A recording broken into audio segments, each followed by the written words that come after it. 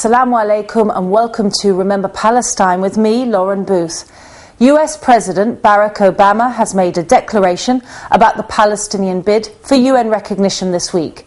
Symbolic actions, he said, to isolate Israel at the United Nations in September won't create an independent state.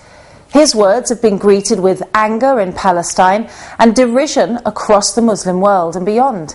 He's being labelled a lame duck president, and that's in the Israeli newspaper Haaretz.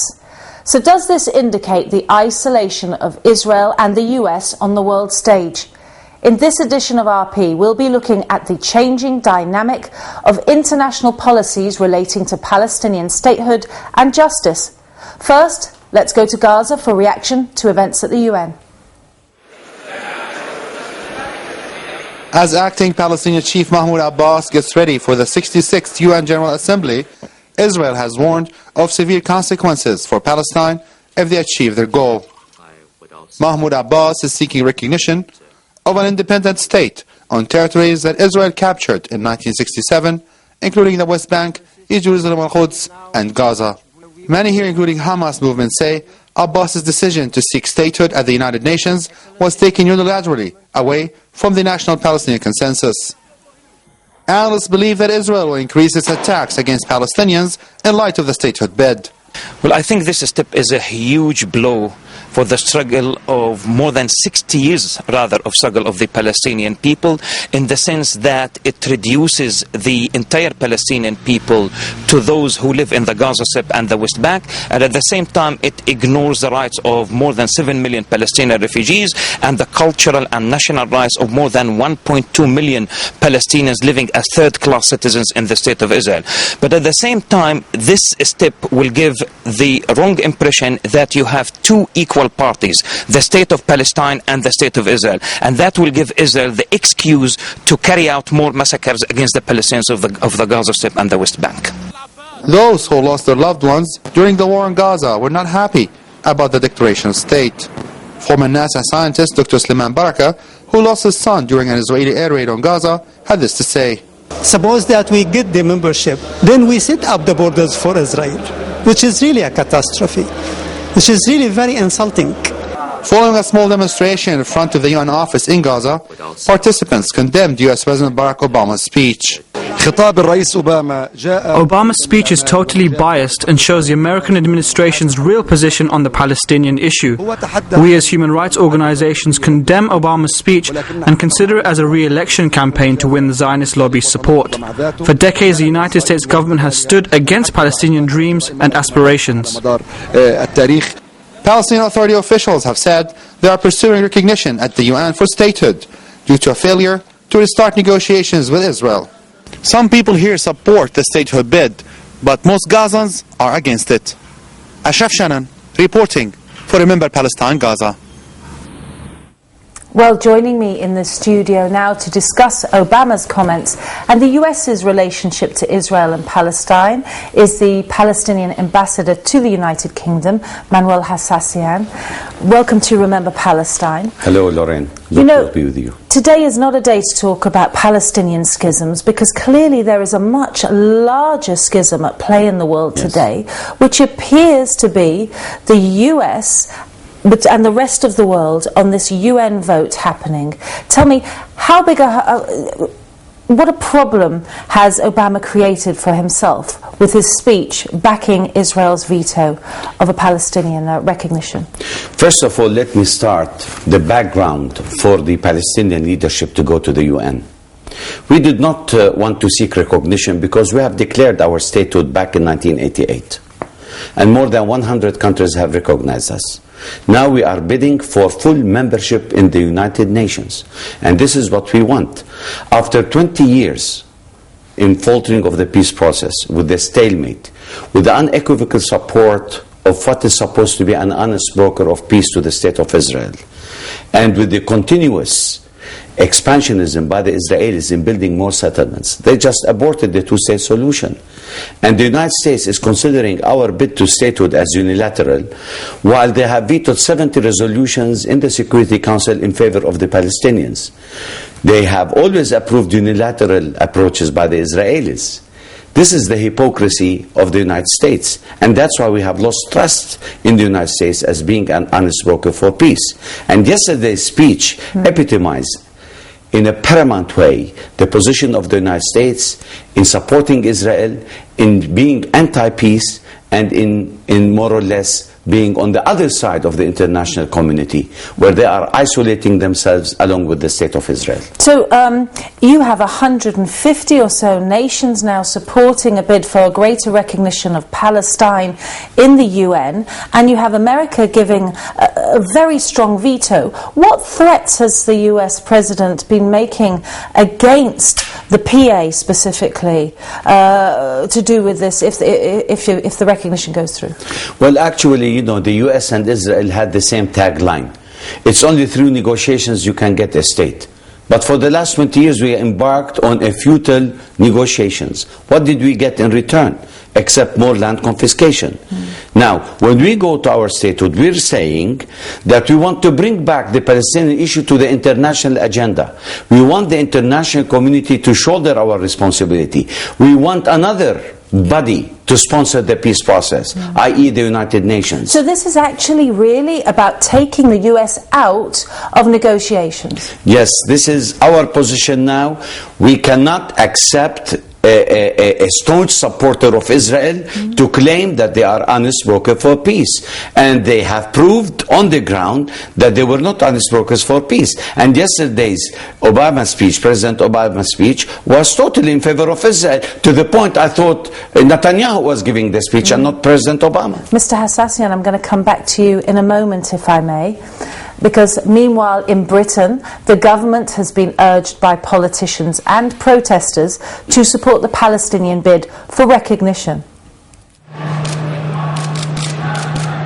Pro-Palestinian activists gathered in London to submit a letter to UK Prime Minister David Cameron for endorsement of the Palestinian full membership at the UN. For the demonstrators, this diplomatic step is the only option for a future solution to the Israeli-Palestine conflict. We came here in peace to tell the world and to raise the consciousness of the world. Enough. This is the time for humanity to move forward and to acknowledge the fact that it is a shame in the 21st century still we have people under occupation. Well, I don't see how applying to the United Nations is not peaceful. That's the first point I would make. It is a peaceful step that the Palestinians are taking. They actually argue that the timing is wrong, but for them the timing is never going to be right, because they actually, the Zionists and Israel as a country, do not want to see a Palestinian state. Even if the vote is carried, it's not going to end the problem. It's not going to end the whole issue tomorrow. But the reality is, there's a vote in the UN.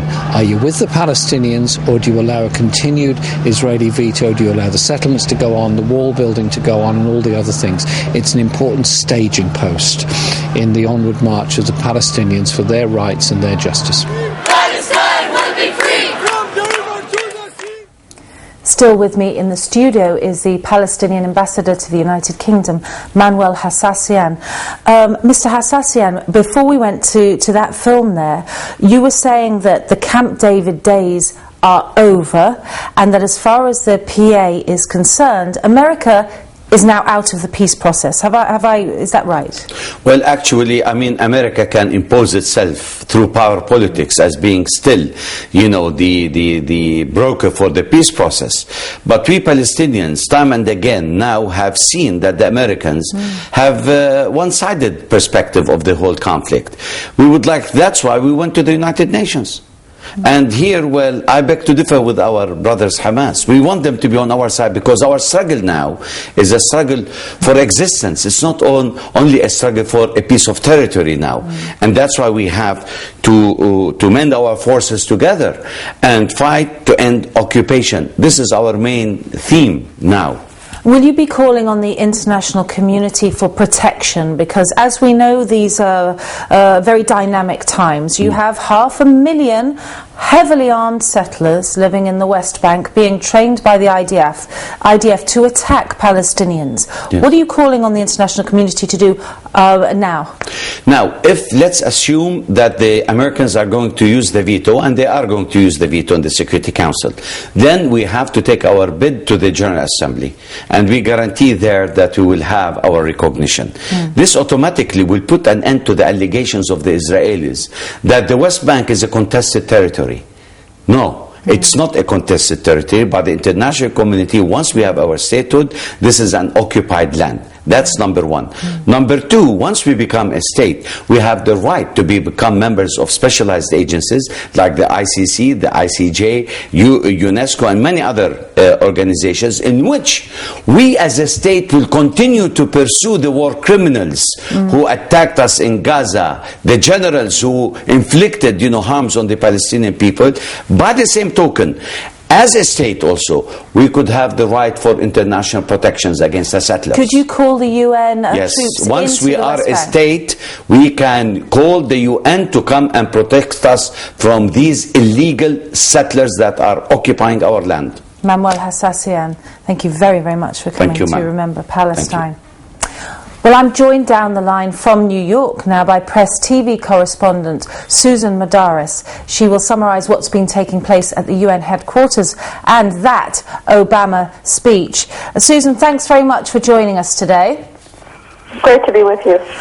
What's the overall situation at the United Nations? And tell us a little bit about Obama's apparent isolation after his pro-Israeli speech. It's very interesting that you bring that up. There is an article in the New York Magazine that has the title, "Obama is the first Jewish president." Basically listening to Barack Obama from many at the United Nations on Wednesday, they would nod in agreement and say that this may be the case, although sarcastically. What the U.S. president did, he embraced the rejectionist Israeli position on the question of the international recognition of an independent Palestinian state. But what angered the Jewish population that were holding demonstrations outside the walls of the United Nations headquarters was that this is not a Jewish position, but a radical Zionist position. Another issue that the president situated himself was he brought in false pretexts, false historical pretexts that rabbis once again outside the United Nations were condemning and saying that the basis of an Israeli land on the historical pretexts that a figure like Benjamin Netanyahu was presenting is now coming out of the mouth of the U.S. president. So it's a very, very bad situation for the president himself, despite the fact that he did get the quote-unquote badge of honor by Prime Minister Netanyahu. On the part of the international community, I think many are very disappointed. Mind you, this was the same president who stood in front of the United Nations last year and said that in a year or so, the Palestinians will have a land. U.S.-Israeli relations now isolating them both. Final comment? They are. I mean, as Mr. Ambassador in the studio was saying, at this point, Mahmoud Abbas's bid brought the issue of Palestinian statehood to the international community's eyes once again after many decades. And the United States positioning itself in line with Israeli policies has actually made international leaders wonder why that is, why the United States doesn't want peace when there is an international consensus on a lasting peace for Palestine, and why it's not willing to support it. Thank you. Susan, that's all we have time for. I'm very sorry to stop you there. You're from New York. Susan Madaris for Press TV. Thank you. Well, this week, RP met senior political editor at The New Statesman, Mehdi Hassan, and asked him for the British reaction to these current events. Comment and analysis about the Palestinian bid for UN recognition has been widespread across the British media this week. I'm on my way to speak to Mehdi Hassan, senior editor at The New Statesman, about the coverage and his insights into the Palestinian proposal. the whole Palestinian statehood bid is taking place at a time when we're finishing off a war in Libya. That's taken up a lot more of our attention. It's almost as if we can't handle more than one Middle East story at a time. And also there's a massive financial crisis, economic crisis going on across North America and Europe. There's a massive debt crisis, unemployment's on the rise. It's very hard for people to get them back interested in this age-old conflict. But he says those are not the only reasons Palestine is reported in a particular way. There's a paranoia that criticism of Israel will be immediately translated by the Israelis or by their supporters abroad as a form of anti-Semitism, as a form of prejudice, as a form of bigotry, and therefore you have British journalists, Western journalists across the piece treading carefully when it comes to coverage of this conflict in a way that they don't act on any other conflict. What are your views about Palestine's proposal for recognition by the United Nations?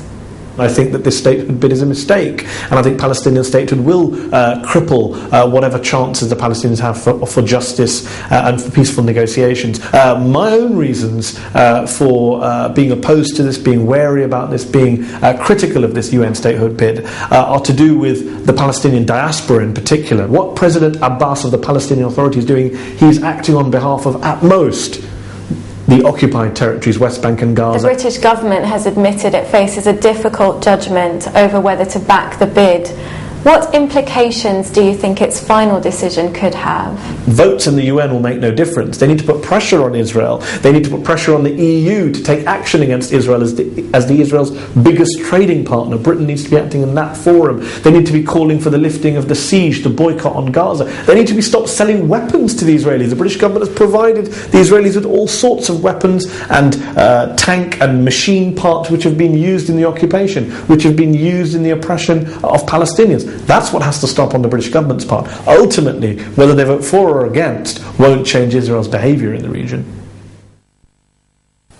I am joined via satellite from Ramallah by Al-Haq Human Rights Organisation representative Valentina Asarov now. Valentina, welcome to Remember Palestine. Thank you. There are fears that the refugees are now going to be a forgotten issue. Who will represent them now, and what is the legal standpoint of the diaspora in all of this UN recognition bid? Right, I think it's important to start by recalling that the legal situation with regards to representation of the Palestinian people as it exists right now will not be changed by the UN initiatives.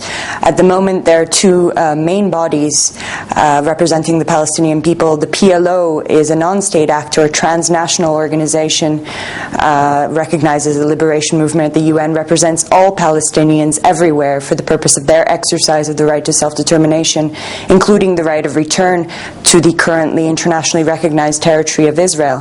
The state of Palestine, which in fact is a government in exile. The international relations of the state of Palestine continue to be conducted by the PLO, is representing, of course, the population of the OPT, the West Bank, including East Jerusalem and the Gaza Strip. This situation is not modified in any way by the substitution or upgrade at the UN of the Palestinian representation. So let's talk. The refugees would not be disenfranchised. Okay, so let's talk what will be upgraded then. For example, with UN recognition, will there be a chance now for Palestinian representatives to go to the International Criminal Court when Israel invades the West Bank, for example? Right.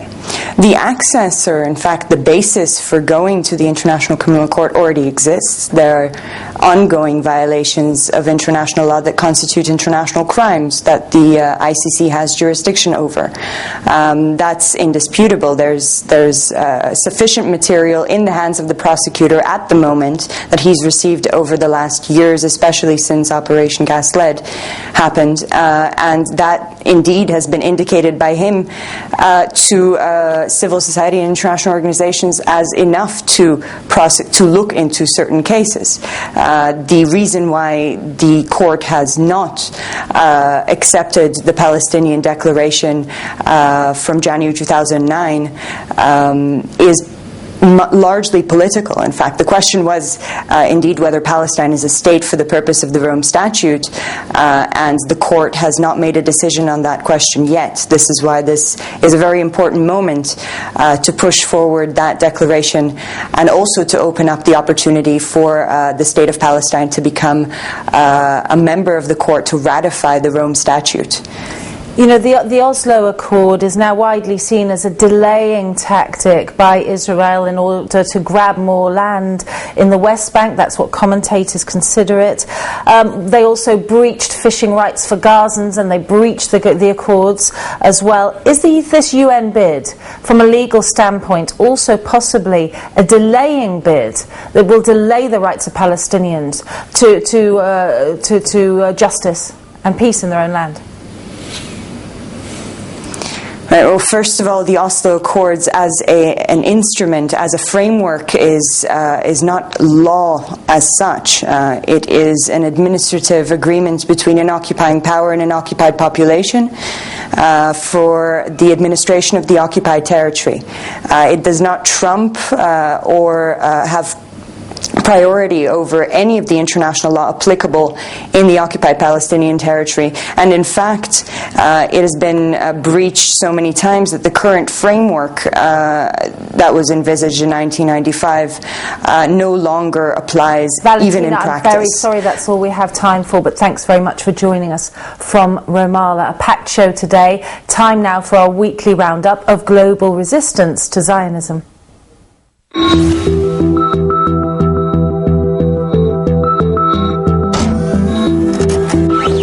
A group of Israelis and Palestinians who have lost loved ones during conflict are calling on both sides to give blood together in a campaign called Blood Relations.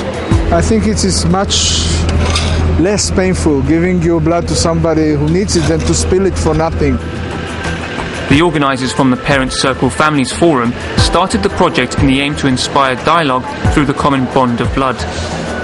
The outline of the Blood Relations campaign was sent to all heads of missions attending the UN General Assembly as an endorsement to the Palestinians' bid for statehood in New York.